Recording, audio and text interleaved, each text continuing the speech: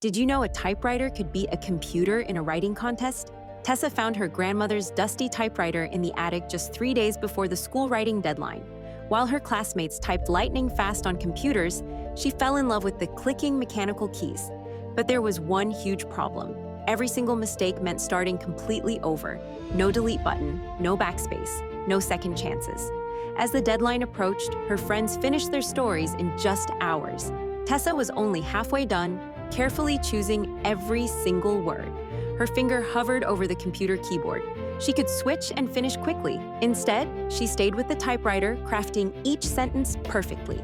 She submitted a shorter story, but every word was exactly right. When results came in, Tessa had won.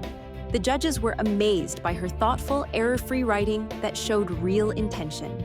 Sometimes slowing down creates something far better than rushing ever could.